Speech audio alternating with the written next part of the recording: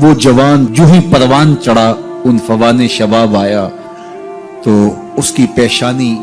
سجدے کے تقدس سے مالا مال ہو گئی، اس کی آنکھوں میں حیا اور شرم کے پہرے آ گئے، اس کے خیالوں میں پاکیزگی آ گئی، اس کی زندگی کے شب و روز نیکی کے ماحول میں بسر ہونے لگے، اس کی راتیں ذکر الہی میں، تلاوت کلام مجید میں اور دن یاد الہی میں روزے سے گزرنے لگے۔ وہ جوان جس کی جوانی اللہ کی عبادت میں گزری، کیونکہ جوانی اگر عبادت میں گزر گئی تو بڑھاپا تو پر نور ہے ہی ہے۔ سب سے مشکل مرحلہ زندگی کا جوانی کا ہے۔ شیطان زیادہ ورغلاتا ہے کسی شخص کو جب وہ جوانی کے مرحلوں سے گزر رہا ہوتا ہے۔ تو جس کی جوانی خیریت کے ساتھ گزر گئی اور اس نے اپنی جوانی کے تقدس کو محفوظ رکھ کے منزل تک پہنچا لیا، اپنی عصمت کے جوہر کی حفاظت کی، اپنی آبرو کو لٹنے نہیں دیا، اپنی آنکھوں کی شرم و حیا پر پہرے بٹھائے اور آنکھ کو برباد نہیں ہونے دیا اور اپنی زندگی کے تقدس کا پہرا دیا،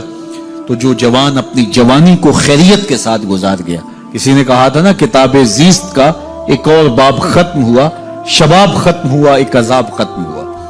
تو جوانی جس کی منزل تک پہنچ گئی خیریت کے ساتھ، عافیت کے سائے میں، مشکل تو بڑا ہے جوانی کو منزل تک لے جانا، خیریت کے ساتھ، داغدار نہ ہونے دینا، جوانی کے تقدس کو رسوا نہ ہونے دینا، عصمت کے جوہر پہ کالک نہ لگنے دینا، خواہشات کو غالب نہ آنے دینا۔ آسان کام تو نہیں ہے، مشکل کام ہے، لیکن اگر کوئی مشکل کاٹ گیا، جوانی کے تھوڑے سے ایام میں گزار گیا۔ اللہ اکبر۔ حضرت شیخ ختلی کہتے ہیں، داتا گنج بخش علی حجویری علیہ رحمہ کے مرشد ہیں، الدنیا یوم ولنا فیہا صوم۔ وہ کہتے ہیں دنیا ایک دن ہے، ہم روزہ رکھ کے گزار رہے ہیں۔ تو روزہ رکھ کے سارا دن گزر ہی جاتا ہے، دوپہر بھی آتی ہے گزر جاتی ہے، اور عصر کا وقت بھی آتا ہے گزر جاتا ہے، کھانے کا وقت بھی آتا ہے، چائے کا وقت بھی آتا ہے، سب کچھ ہوتا ہے لیکن گزر جاتا ہے، افطار تک بندہ پہنچ جاتا ہے۔ جس نے زندگی روزے کی طرح گزار دی، جس نے جوانی روزہ رکھ کے گزار دی، خواہشات کو بے قابو نہیں ہونے دیا، مشکل کام تھا لیکن اس نے مشکل کام کر دکھایا۔ اجر کتنا بڑا ہے، سنیے اللہ کے محبوب کی زبان سے سنیے۔ حضور نے ارشاد فرمایا جو سید ابو ہریرہ کے ذریعے سے ہمارے تک پہنچا، فرمایا قیامت کے دن جب سورج کا رخ سیدھا ہوگا، زمین تانبے کی ہوگی، لوگ پسینے میں شرابور ہوں گے، کوئی ٹخنوں تک پسینے میں، کوئی گھٹنوں تک، کوئی کمر تک، کسی کو پسینے کی لگام دی جائے گی، اور وہ پسینہ ایسے نہیں ہوگا جس طرح یہ پسینہ ہے، اتنا گرم ہوگا۔ ابن رجب حنبلی کہتے ہیں اس پسینے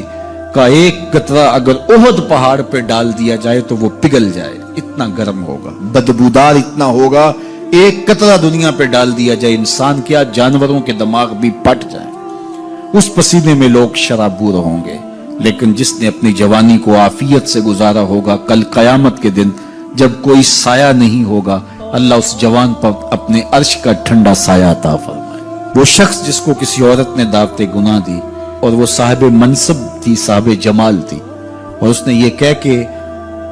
یہ خواہش، یہ آرزو مسترد کر دی، انی خاف اللہ۔ اسی طرح کوئی عورت ہے تو اس نے اپنے تقدس کی حفاظت کی، اپنی آبرو پہ پہرا دیا